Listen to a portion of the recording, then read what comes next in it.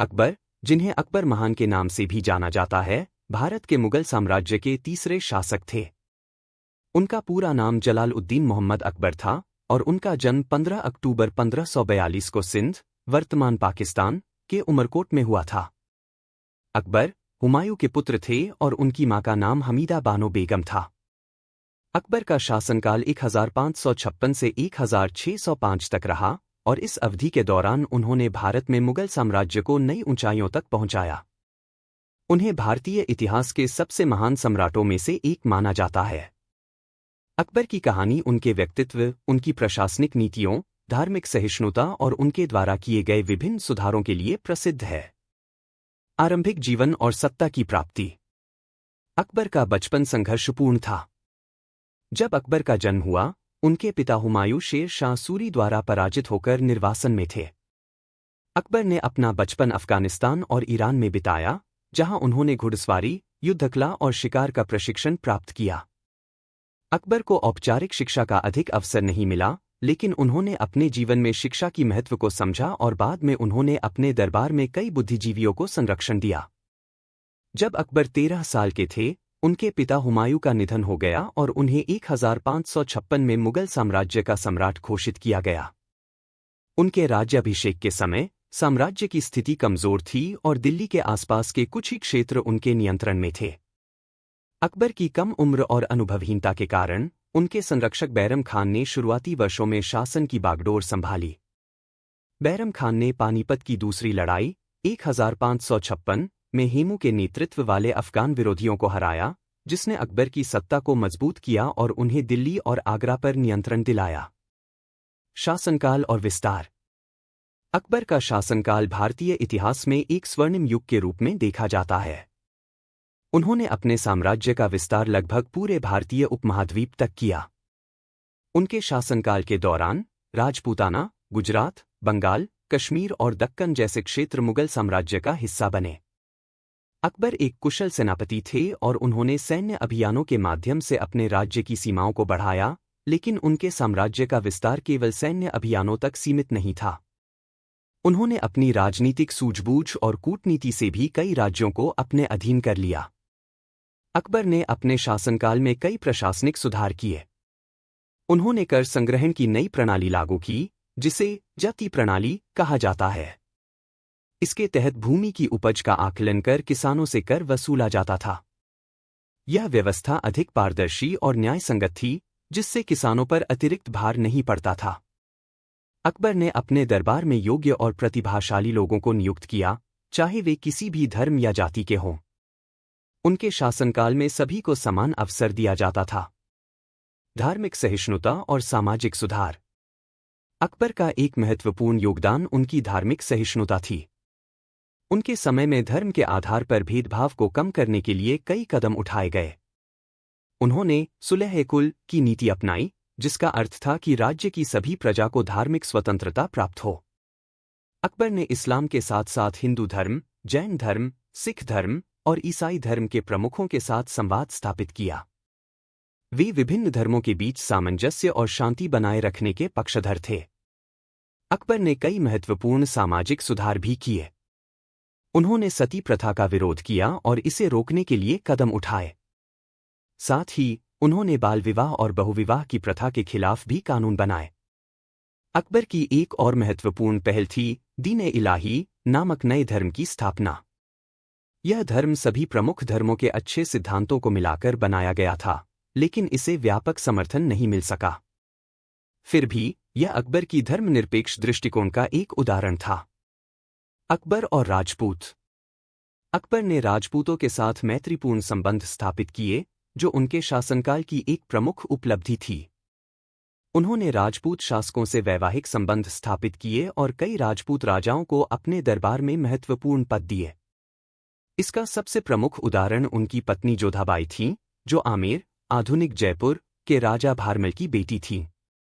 अकबर ने राजपूतों के साथ मिलकर एक संयुक्त शक्ति का निर्माण किया, जिसने उन्हें भारत के अधिकांश हिस्सों पर शासन करने में मदद की। अकबर की राजपूत नीति का एक महत्वपूर्ण पहलू यह था कि उन्होंने राजपूत शासकों को उनकी स्वतंत्रता बनाए रखने की अनुमति दी। राजपूत शासक अपने राज्यों में स्वतंत्र रूप से शासन कर सकते थे, लेकिन उन्हें मुगल साम्राज्य के प्रति वफादारी दिखानी होती थी।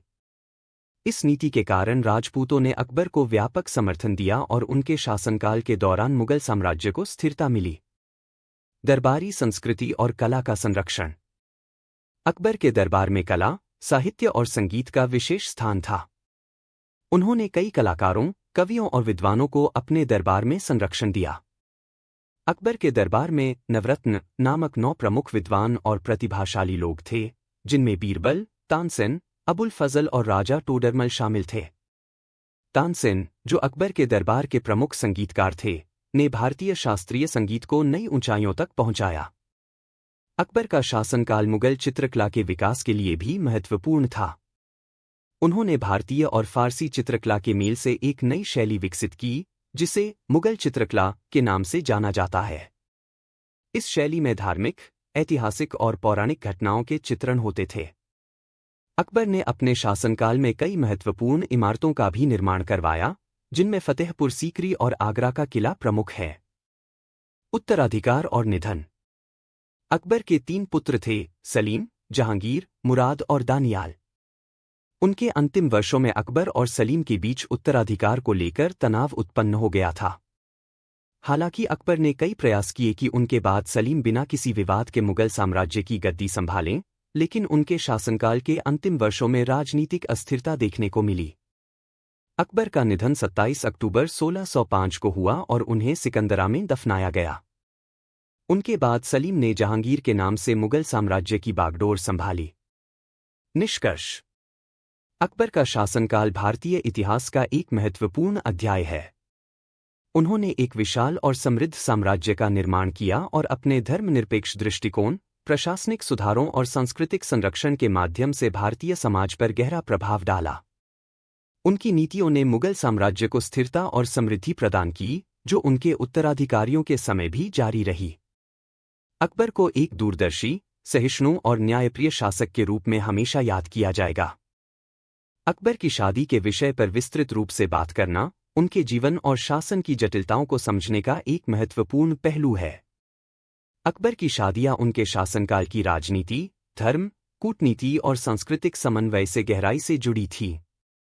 उनकी शादियां केवल व्यक्तिगत जीवन का हिस्सा नहीं थीं, बल्कि साम्राज्य को मजबूत करने और विभिन्न धर्मों और संस्कृतियों के बीच एकता स्थापित करने का भी एक साधन थी। अकबर की शादियों का ऐतिहासिक और राजनीतिक महत्व। अकबर ने अपने जीवन में कई शादियां की, जिनमें से कुछ राजनीतिक और कूटनीतिक उद्देश्यों के लिए थी। उनके जीवन की सबसे प्रसिद्ध और चर्चित शादी जोधाबाई या मरियम उज़्ज़मानी से हुई थी, जो राजपूत राजा भारमल की बेटी थी। यह शादी केवल अकबर और जोधाबाई के व्यक्तिगत संबंधों का प्रतीक नहीं थी, बल्कि मुगलों और राजपूतों के बीच एक महत्वपूर्ण गठबंधन का प्रतीक थी। यह विवाह मुगल साम्राज्य के इतिहास में धार्मिक सहिष्णुता और सांप्रदायिक सद्भाव का एक अद्वितीय उदाहरण है। अकबर ने राजपूत शासकों के साथ मैत्रीपूर्ण संबंध स्थापित करने के लिए कई राजपूत राजकुमारियों से विवाह किया। यह एक सोची समझी नीति थी, जो उन्हें अपने राज्य का विस्तार करने और विभिन्न राज्यों को अपने अधीन करने में मदद करती थी। इन शादियों के माध्यम से अकबर ने राजपूतों को मुगल साम्राज्य का हिस्सा बनाया और उन्हें उच्च पदों पर नियुक्त किया। इसका उद्देश्य न केवल सत्ता में स्थिरता बनाए रखना था, बल्कि उन्हें एक पारिवारिक गठबंधन के माध्यम से विश्वास में लेना भी था। जोधाबाई और अकबर का विवाह। अकबर की सबसे चर्चित शादी उनकी पहली पत्नी जोधाबाई से थी। जोधाबाई का विवाह अकबर से 1562 में हुआ था। वह आमेर, आधुनिक जयपुर, के राजा भारमल की बेटी थी। जोधाबाई से विवाह ने अकबर के राजनीतिक उद्देश्यों को पूरा किया और इसने अकबर को राजपूतों का समर्थन प्राप्त करने में मदद की। यह विवाह एक ऐतिहासिक घटना थी, क्योंकि इससे पहले शायद ही कोई मुगल सम्राट किसी हिंदू राजकुमारी से विवाह किया हो। इस शादी ने अकबर को राजपूतों के दिलों में जगह दी और उनके साम्राज्य को विस्तार करने में मदद की। जोधाबाई का विवाह अकबर के शासन में धार्मिक सहिष्णुता की नीति को भी दिखाता है। जोधाबाई एक हिंदू थीं और अकबर ने उन्हें अपने धर्म का पालन करने की स्वतंत्रता दी। यह उस समय की बात है जब धार्मिक तनाव और असहिष्णुता आम बात थी। अकबर ने न केवल जोधाबाई को उनके धर्म का पालन करने की आज़ादी दी, बल्कि उनके सम्मान में उनके लिए एक विशेष मंदिर भी बनवाया। यह दिखाता है कि अकबर अपने परिवार और राज्य के बीच धार्मिक विविधता को कितनी अहमियत देते थे। अकबर की अन्य शादियां। अकबर ने जोधाबाई के अलावा कई अन्य महिलाओं से भी विवाह किया, जिनमें से अधिकांश शादियां राजनीतिक उद्देश्यों के लिए की गई थी। उन्होंने विभिन्न मुस्लिम और हिंदू शासकों की बेटियों से शादी की ताकि उनका समर्थन प्राप्त कर सकें और साम्राज्य को मजबूत बना सकें।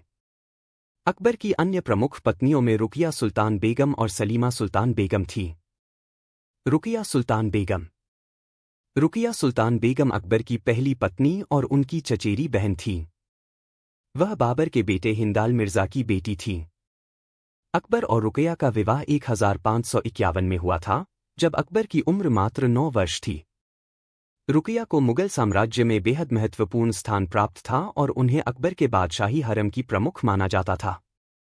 हालांकि उनके और अकबर के कोई संतान नहीं हुई, लेकिन अकबर ने उन्हें बहुत मान सम्मान दिया और उनकी भूमिका दरबार में महत्वपूर्ण रही।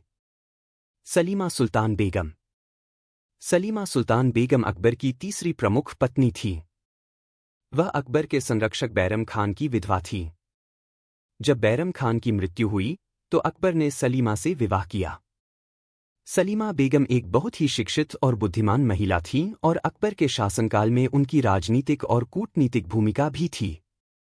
सलीमा बेगम का अकबर के जीवन में एक खास स्थान था और अकबर उनके प्रति बहुत आदर और स्नेह रखते थे। अकबर की शादियां और धार्मिक सहिष्णुता। अकबर की शादियों का सबसे महत्वपूर्ण पहलू उनकी धार्मिक सहिष्णुता थी। उन्होंने अपनी पत्नियों को उनके धर्म का पालन करने की स्वतंत्रता दी और कभी भी उन्हें इस्लाम अपनाने के लिए मजबूर नहीं किया। अकबर का दृष्टिकोण धर्म के मामले में बेहद उदार था। वह चाहते थे कि उनके राज्य में सभी धर्मों के लोग शांतिपूर्वक और सौहार्द से रहें। इसीलिए उन्होंने अपनी पत्नियों के धर्म और संस्कृति का सम्मान किया और उन्हें दरबार में महत्वपूर्ण स्थान दिया। अकबर की धर्मनिरपेक्षता उनके द्वारा स्थापित दीन-ए-इलाही नामक धर्म में भी दिखाई दी। दीन-ए-इलाही सभी धर्मों के सिद्धांतों का मिश्रण था और इसका उद्देश्य विभिन्न धर्मों के अनुयायियों के बीच भाईचारे को बढ़ावा देना था। हालांकि यह धर्म व्यापक रूप से स्वीकार नहीं किया गया, लेकिन यह अकबर के धार्मिक विचारों की परिपक्वता और सहिष्णुता को दर्शाता है। अकबर की शादियों का प्रभाव। अकबर की शादियों का प्रभाव मुगल साम्राज्य पर बहुत गहरा था। इन शादियों ने न केवल अकबर के साम्राज्य को मजबूत किया, बल्कि हिंदू मुस्लिम संबंधों को भी सुधारने में मदद की। उनकी शादियों ने विभिन्न समुदायों के बीच सांस्कृतिक और धार्मिक सहिष्णुता को बढ़ावा दिया, जो उनके शासनकाल की सबसे बड़ी उपलब्धियों में से एक मानी जाती है। अकबर की पत्नियां न केवल उनके परिवार का हिस्सा थीं, बल्कि वे उनके राज्य और राजनीति का भी अभिन्न हिस्सा थीं। उन्होंने अकबर को विभिन्न राजनीतिक निर्णयों में मार्गदर्शन दिया और मुगल साम्राज्य की स्थिरता में योगदान दिया। उनकी शादियां केवल व्यक्तिगत संबंधों का विषय नहीं थीं, बल्कि वे कूटनीतिक और राजनीतिक साधनों के रूप में भी काम करती थीं। निष्कर्ष। अकबर की शादियां उनके जीवन और शासन का एक महत्वपूर्ण हिस्सा थीं।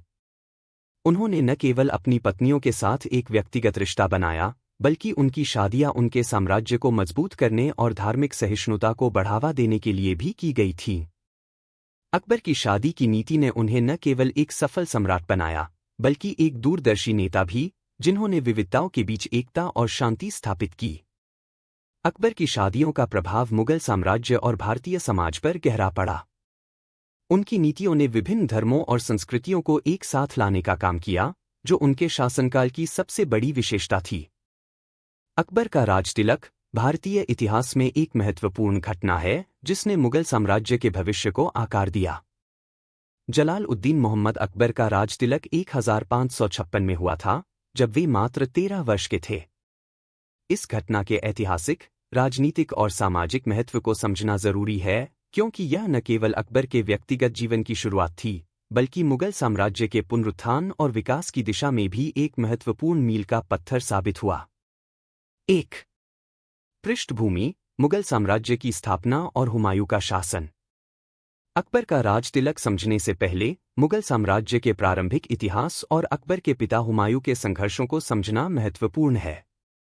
हुमायूं बाबर के पुत्र थे और उन्होंने अपने पिता के बाद मुगल साम्राज्य की बागडोर संभाली थी।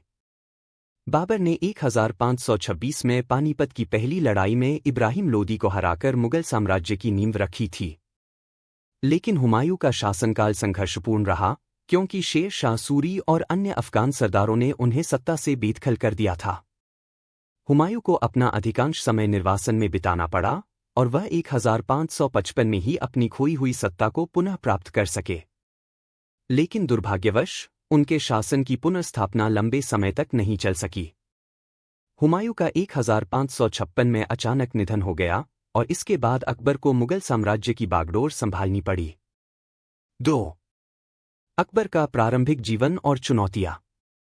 अकबर का जन्म 15 अक्टूबर 1542 को उमरकोट, वर्तमान पाकिस्तान में हुआ था। उनके जन्म के समय हुमायूं निर्वासन में थे और मुगल साम्राज्य संकट में था। अकबर ने अपना बचपन अफगानिस्तान और ईरान के विभिन्न स्थानों पर बिताया, जहां उन्हें सैन्य शिक्षा और युद्धकला का प्रशिक्षण मिला। अकबर को औपचारिक शिक्षा प्राप्त करने का ज्यादा अवसर नहीं मिला, लेकिन उन्होंने युद्ध कौशल और घुड़सवारी में महारत हासिल की। जब हुमायूं की मृत्यु हुई, अकबर मात्र 13 वर्ष के थे। उनके सामने सबसे बड़ी चुनौती यह थी कि वे एक कमजोर और अस्थिर साम्राज्य के उत्तराधिकारी थे। मुगल साम्राज्य उस समय विभिन्न विरोधी ताकतों से घिरा हुआ था, जिसमें अफगान सरदार, राजपूत और अन्य स्थानीय शासक शामिल थे। ऐसे समय में अकबर के संरक्षक बैरम खान ने उन्हें मुगल साम्राज्य का सम्राट घोषित किया और अकबर का राजतिलक हुआ। 3. अकबर का राजतिलक, बैरम खान की भूमिका। अकबर के राजतिलक में बैरम खान की भूमिका बहुत महत्वपूर्ण थी। बैरम खान हुमायूं के सबसे भरोसेमंद जनरलों में से एक थे और उन्होंने अकबर के संरक्षक के रूप में कार्य किया। जब हुमायूं की मृत्यु हुई, बैरम खान ने अकबर को सत्ता पर स्थापित करने के लिए निर्णायक कदम उठाए। उन्होंने 14 फरवरी 1556 को अकबर का राजतिलक पंजाब के कलानौर में करवाया। बैरम खान ने अकबर के शुरुआती शासनकाल में एक संरक्षक और वकील-ए-सल्तनत, मुख्यमंत्री के रूप में कार्य किया। चूंकि अकबर उस समय नाबालिग थे, बैरम खान ने राज्य के सभी महत्वपूर्ण निर्णय लिए और सेना का नेतृत्व किया। उन्होंने अकबर के राज्य की सुरक्षा के लिए कई युद्ध लड़े और मुगल साम्राज्य को स्थिरता प्रदान की। बैरम खान की रणनीति और सैन्य कौशल के कारण ही अकबर अपनी सत्ता को मजबूत कर सके। 4. पानीपत की दूसरी लड़ाई, अकबर की सत्ता की पहली परीक्षा। अकबर का राजतिलक होने के तुरंत बाद ही मुगल साम्राज्य को एक गंभीर चुनौती का सामना करना पड़ा। 1556 में हेमचंद्र विक्रमादित्य हेमू नामक एक शक्तिशाली हिंदू शासक ने दिल्ली और आगरा पर कब्जा कर लिया था और खुद को विक्रमादित्य की उपाधि से दिल्ली का सम्राट घोषित कर दिया। यह मुगलों के लिए एक बड़ी चुनौती थी, क्योंकि अगर हेमू सफल हो जाते तो मुगल साम्राज्य का अस्तित्व खतरे में पड़ सकता था। बैरम खान ने अकबर की सेना का नेतृत्व किया और हेमू के खिलाफ पानीपत की दूसरी लड़ाई लड़ी। यह लड़ाई 5 नवंबर 1556 को पानीपत के मैदान में लड़ी गई। हेमू की सेना ने शुरुआत में मुगल सेना पर बढ़त हासिल कर ली थी, लेकिन दुर्भाग्यवश हेमू एक तीर से घायल हो गए और उनकी सेना में अफरातफरी मच गई। इसका फायदा उठाकर बैरम खान ने मुगल सेना को फिर से संगठित किया और विजय प्राप्त की। हेमू को पकड़ लिया गया और बाद में उनकी हत्या कर दी गई। पानीपत की दूसरी लड़ाई अकबर के शासन की पहली बड़ी सफलता थी। इस जीत ने न केवल दिल्ली और आगरा को फिर से मुगलों के अधीन कर दिया, बल्कि अकबर की सत्ता को स्थिरता भी प्रदान की। इस लड़ाई के बाद अकबर को एक मजबूत और वैध शासक के रूप में देखा जाने लगा। 5. बैरम खान से सत्ता का हस्तांतरण। अकबर का प्रारंभिक शासनकाल बैरम खान के मार्गदर्शन में बीता, लेकिन जैसे जैसे अकबर बड़े हुए, उन्होंने राज्य के प्रशासन में अपनी भूमिका बढ़ानी शुरू कर दी। अकबर ने महसूस किया कि बैरम खान की शक्ति बहुत अधिक हो गई है और वे अपने शासन के निर्णय स्वयं लेना चाहते थे। इसलिए 1560 में अकबर ने बैरम खान को उनके पद से हटा दिया और राज्य का पूरा नियंत्रण अपने हाथों में ले लिया। बैरम खान को हज पर जाने के लिए आदेश दिया गया और उन्होंने इसे स्वीकार कर लिया। हालांकि हज यात्रा के दौरान बैरम खान की हत्या कर दी गई। इसके बाद अकबर ने बैरम खान के बेटे अब्दुल रहीम खान ए खाना को संरक्षण दिया, जो बाद में अकबर के दरबार के एक महत्वपूर्ण कवि और योद्धा बने। 6. अकबर का स्वतंत्र शासन और प्रारंभिक सुधार। 1560 के बाद अकबर ने स्वतंत्र रूप से शासन करना शुरू किया और धीरे धीरे मुगल साम्राज्य की सत्ता को मजबूत किया। उन्होंने अपनी प्रशासनिक नीतियों में कई सुधार किए और राज्य की आय और कर प्रणाली को बेहतर बनाया। अकबर ने राज्य की सुरक्षा के लिए कई सैन्य अभियान चलाए और साम्राज्य का विस्तार किया। अकबर ने राज्य के विभाजन और केंद्रीय प्रशासन को सुव्यवस्थित किया। उन्होंने मनसबदारी प्रणाली की शुरुआत की, जिसके तहत अधिकारियों को उनके पद और जिम्मेदारियों के आधार पर रैंक दी जाती थी। इससे मुगल साम्राज्य में प्रशासनिक दक्षता बढ़ी और राज्य को बेहतर ढंग से चलाने में मदद मिली। 7. धार्मिक सहिष्णुता और सांस्कृतिक नीति। अकबर का राजतिलक और प्रारंभिक शासनकाल केवल राजनीतिक और सैन्य सफलताओं तक सीमित नहीं था। अकबर ने धार्मिक सहिष्णुता को अपने शासन का एक प्रमुख सिद्धांत बनाया। उन्होंने विभिन्न धर्मों के अनुयायियों के साथ संवाद स्थापित किया और उनके विचारों को समझने का प्रयास किया। अकबर ने 1562 में सुलह-ए-कुल सार्वभौमिक शांति की नीति अपनाई, जिसके तहत राज्य के सभी नागरिकों को धार्मिक स्वतंत्रता दी गई। उन्होंने जजिया कर, गैर मुस्लिमों पर लगाया जाने वाला कर को समाप्त कर दिया और हिंदू मुस्लिम एकता को बढ़ावा देने के लिए कई कदम उठाए। अकबर ने हिंदू राजाओं और राजकुमारियों से वैवाहिक संबंध स्थापित किए, जिनमें उनकी प्रमुख पत्नी जोधाबाई शामिल थी। 8. राजपूतों के साथ संबंध। अकबर का राजतिलक और प्रारंभिक शासनकाल के बाद उन्होंने राजपूतों के साथ मैत्रीपूर्ण संबंध स्थापित करने की नीति अपनाई। अकबर ने महसूस किया कि अगर उन्हें भारत पर सफलतापूर्वक शासन करना है तो उन्हें राजपूतों का समर्थन प्राप्त करना होगा। इसके लिए उन्होंने कई राजपूत राजाओं से वैवाहिक संबंध स्थापित किए और उन्हें राज्य के महत्वपूर्ण पदों पर नियुक्त किया। अकबर ने आमेर के राजा भारमल की बेटी जोधाबाई से विवाह किया, जिससे मुगल और राजपूतों के बीच गठबंधन मजबूत हुआ। अकबर ने अन्य राजपूत राजाओं के साथ भी शांतिपूर्ण संबंध बनाए रखे और उन्हें अपने साम्राज्य का अभिन्न अंग बनाया। 9. अकबर का दीर्घकालिक प्रभाव।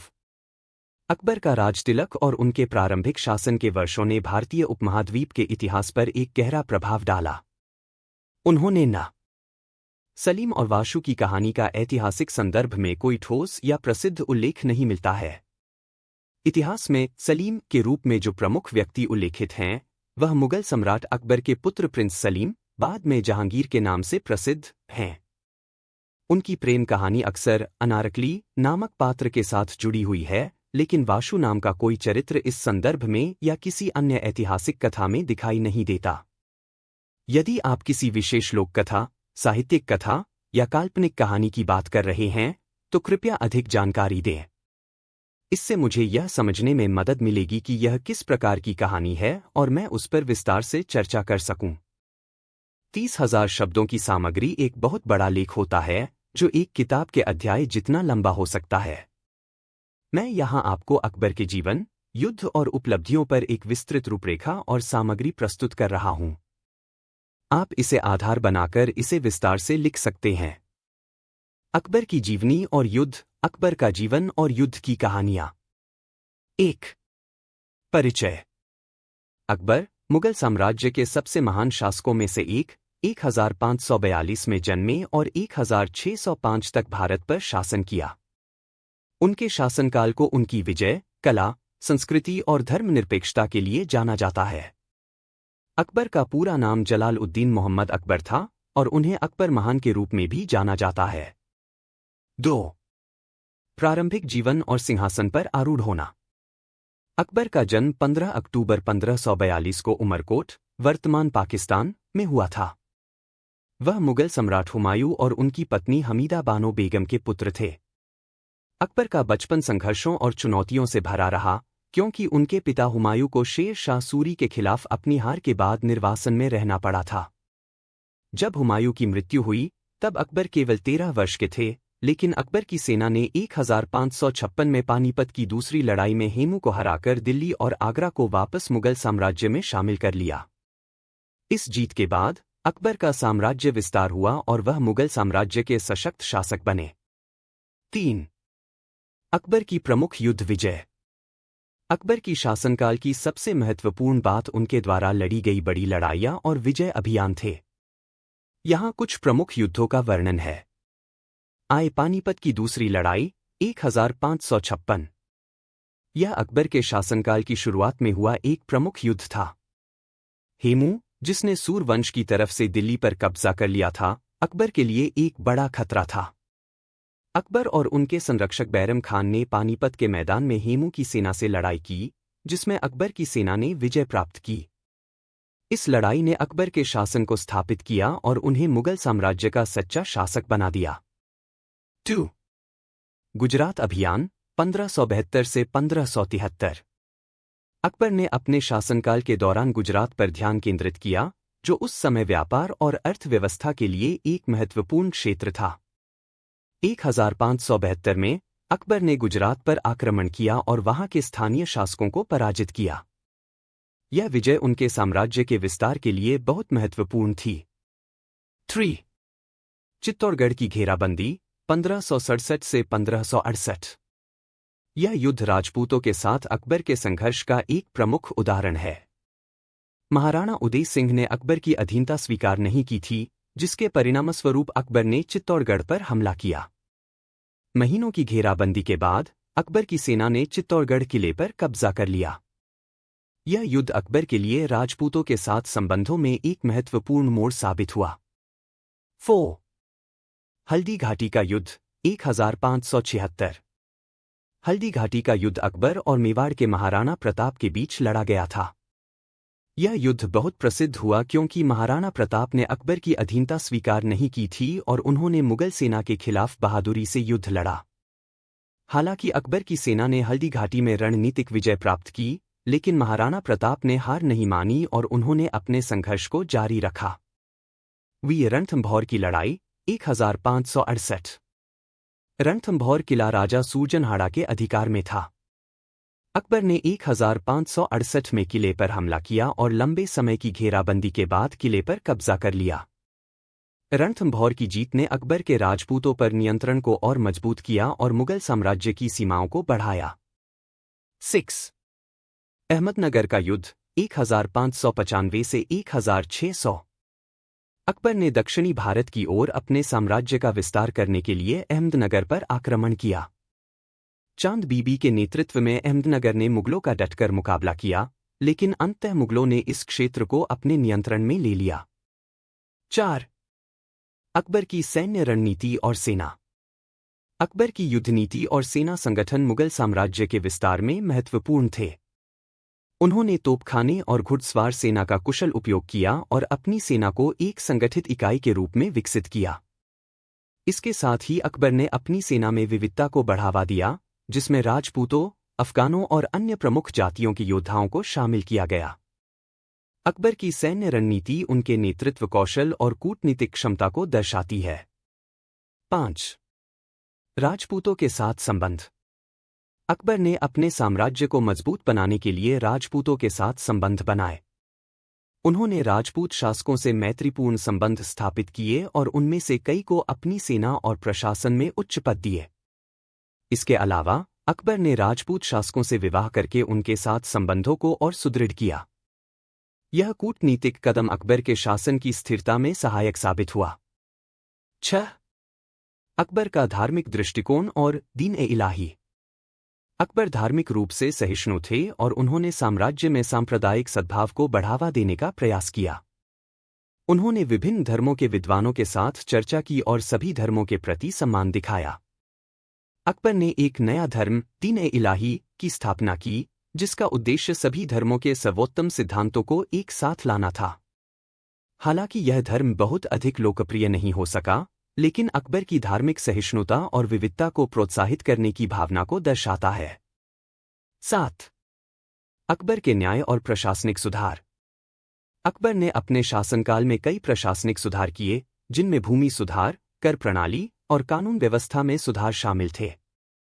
उन्होंने मनसबदारी प्रणाली लागू की, जिससे अधिकारियों को उनके कार्यों के आधार पर रैंक और जिम्मेदारी सौंपी गई। इसके साथ ही अकबर ने अपने न्यायालय में सभी नागरिकों के लिए न्याय सुनिश्चित करने के लिए कई न्यायिक सुधार भी किए। 8. कला, संस्कृति और साहित्य में योगदान।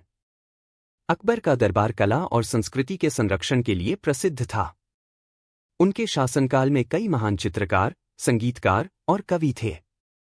अकबर स्वयं भी कला और साहित्य के प्रेमी थे और उन्होंने विभिन्न भाषाओं में ग्रंथों का अनुवाद करने के लिए एक अनुवाद विभाग स्थापित किया। उन्होंने हिंदू और फारसी कला के संगम को प्रोत्साहित किया, जिससे मुगल काल की कला और वास्तुकला में अद्वितीय विकास हुआ। 9. अकबर की विरासत। अकबर की मृत्यु 1605 में हुई, लेकिन उनकी विरासत आज भी जीवित है। उन्होंने मुगल साम्राज्य को स्थिरता और समृद्धि दी, जो उनके उत्तराधिकारियों द्वारा आगे बढ़ाई गई। अकबर की नीतियों और उनके द्वारा स्थापित संस्थानों ने भारतीय समाज और संस्कृति पर गहरा प्रभाव डाला। उनके शासनकाल को भारतीय इतिहास के स्वर्ण युगों में से एक माना जाता है। 10. निष्कर्ष। अकबर का शासनकाल युद्ध और विजय के साथ साथ सांस्कृतिक, धार्मिक और प्रशासनिक सुधारों का भी समय था। उनकी दूरदर्शिता, कूटनीति और सैन्य कौशल ने मुगल साम्राज्य को उसकी ऊंचाइयों तक पहुंचाया। अकबर ने न केवल एक विशाल साम्राज्य का निर्माण किया, बल्कि एक समृद्ध और विविध समाज की नींव भी रखी, जो उनके न्याय और सहिष्णुता की नीति पर आधारित था। अकबर की कहानियां आज भी उनकी महानता और अद्वितीयता की मिसाल हैं।